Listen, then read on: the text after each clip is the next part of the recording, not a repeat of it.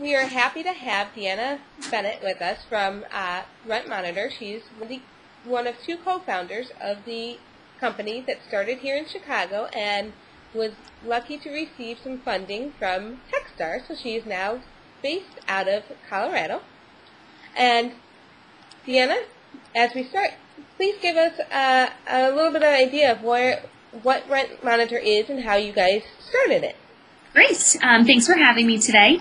RentMonitor is an online property management software for landlords, real estate investors, and small property management companies. Our goal is to make it easy to be a landlord. We are automating all of the property management processes and helping landlords manage their properties, build better relationships with their tenants, and make more money. Cool. How did you guys come up with that idea? Well, it actually started from our desire as tenants to pay our rent online and have an easier move-in process. Applications are very paper-heavy, and you're still paying everything with a paper check. And so it kind of came from that angle at first. And then I actually worked with a large property management company in downtown Chicago. And I was able to see how their processes worked, what software they used, and knew that it was too expensive for smaller independent landlords or smaller companies. And so we decided that it would be a good fit for to take a large software, make it easy, boil it down to the really essential pieces that you need, and make it accessible for everyone. Nice, nice. Now, how long have you guys been doing this? It's been, what, almost 2 years, or? It's been almost 2 years, yes. Okay. So started, like you said, in Chicago. Brett Yates, my co-founder, Okay. and I've been working on it. He does all of the development and is really the technical side of the company. And so he's been working on building the product for a couple years. And I've been working on kind of the marketing pieces and more of the, I guess you would say, business aspects of the company. Okay. And how did you find Brett? Sure. Brett and I are actually married, so it makes it nice and convenient. I think it works out really well for us because we have two completely different parts of the business that we do. I don't touch any of the code. I'm not a coder. So it works out really well that he has complete control over that aspect, and he would prefer to not do any of the marketing, so I have complete control over that aspect. So I think it works out well because we have our niches. Yeah. So you guys have been, like I said, in existence for 2 years now. As you started up, did you run into some challenges as you were trying to build this and then market it? Sure. Well, I think, we're still, early stage startups, so we're still facing a lot of the same challenges. I think some of the biggest things when you're starting a company is finding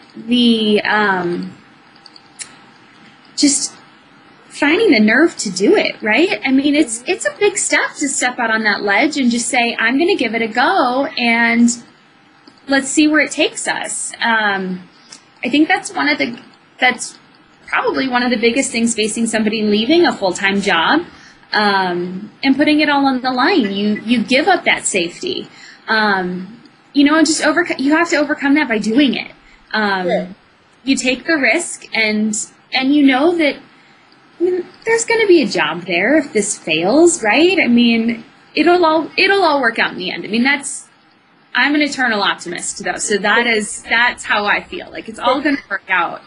And, so I think kind of having that drive and the focus, you really have to focus, because it's all on you at this point. When you're starting a company and there's two founders, it's all on you.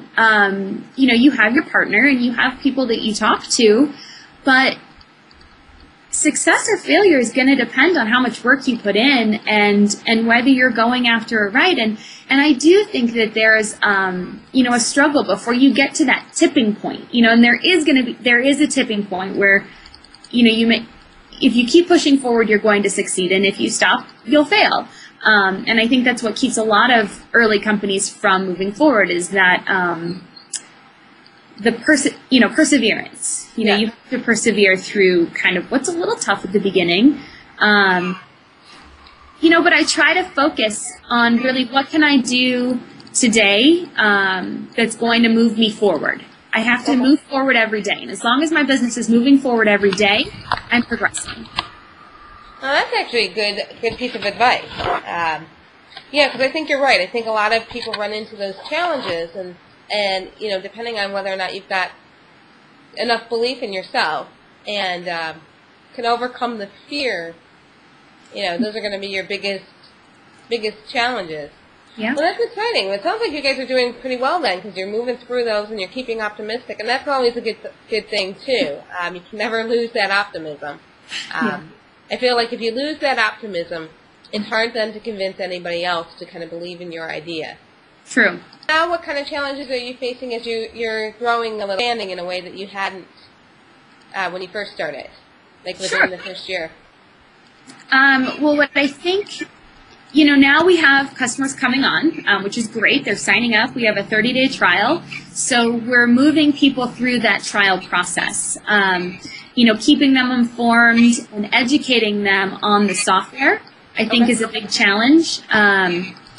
For anybody that's starting kind of a software-based business, you have to, how it works. And how you're supposed to sign up and do all this stuff because you built it. But other people don't necessarily know that. So communicating your message with your customers is kind of our challenge now. Figuring out the best way to do that and teaching them what the software can do for them and how it can make their life easier, and then really showing them the value for it so that they then, at the end of their 30-day trial, will sign up and pay for it. And how then did you end up finding your first customer? How do you get that first customer and then take that first customer and blow it out? Sure. That's an interesting question. We started really with asking our family and friends and talking to basically anybody you meet. I mean, anybody you meet has a potential to either be your customer or know somebody that can be your customer. So we really kind of started down that path. Just started talking to people, finding out what they did. We did have, and we still do, have a small budget for Google AdWords, which we've had a few people sign up through there. And I do think some of our first customers came from there as well. So it really is just kind of finding people that are willing to try it. We called a lot of landlords. If we ever had anybody say, oh, my cousin owns property, do you mind if we call them or email them? So you kind of start down that path. And really we wanted to, at the beginning, just gather as much information as possible. It's not necessarily so much a, will you pay for our product? It's a, here's what we're building. Would this be useful? And if so or if not, why? If it would be useful, what is it useful for? And if it's not, what are you really looking for in this arena that would make your life easier? And I think talking to people that are in the business day to day, you're going to get answers you'd never thought of when you kind of just touch the surface of the subject. So I think that's really the best, is talking to the customers, people that would actually use your product. And then once you find out what's useful for them, then you can ask them what they would pay for it. And that's a good way to get your price point. A good way also to do some real, true marketing research and figure out, make the tweaks where you need them and develop a stronger product. True. So, when you were growing up, did you ever envision that this might be your life, that you'd be an entrepreneur and you'd be doing something in tech and something so cool and useful as the tool you've built? Well, I can't say property management software was on my mind. But I actually grew up, both of my parents own their own companies. So it never really crossed my mind that this wasn't an option. I think when you grow up in a household like that,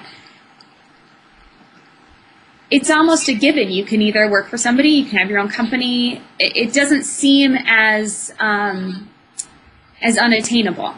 So I guess I hadn't really thought that wasn't an idea. Now, of course, technology wasn't really around, for their companies. My mom owned a hair salon, and my dad had a concrete business. Okay. So it's not like they were doing virtual, goods online. So it's just a different type of business. And I don't know. I never really set out to say I'm going to be an entrepreneur and I'm going to start my own business. It kind of just fell that way. Mm-hmm. I think I could probably, I don't know. I mean, I guess I never really thought that it wasn't an option. So it made it easier when I, did go to them and say, hey, I'm going to leave my full-time job and I'm going to leave the steady income and we're going to start this. They couldn't really say no because they'd done it themselves. So I guess that part made it easier.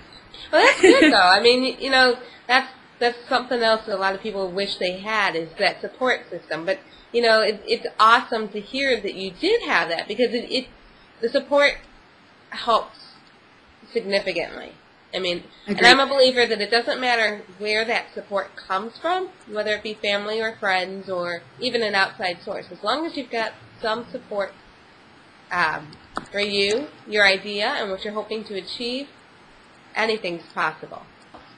If you were to give any piece of advice to someone thinking about starting their own business, what is the one or two pieces of advice that you'd offer? Ooh, okay. Let's see. Got to boil that down to one or two pieces, huh? Well, okay. If it's really good, we can add a few more in there, but... Okay. Well, I think that, so my piece of advice for somebody that's looking to start their own business is really to go for it. I mean, you have to surround yourself with people that are smarter than you. So build up your network of people. I know that's a little cliche because other people have said it, but you do. I mean, get a group of people around you that you trust. First of all, you have to trust them. And that have expertise in areas that may not be your strong suit. So build your group of mentors and, pass all of your ideas by them. Talk through your ideas. One of the things that's great about the Boulder community is that people can freely talk about their ideas. Now, you do have to be careful.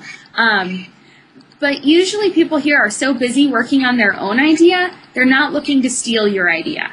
And so you have to be willing to talk with people about what you're working on and what you're planning to do, and without giving away your secret sauce. You got to keep your secret sauce to yourself.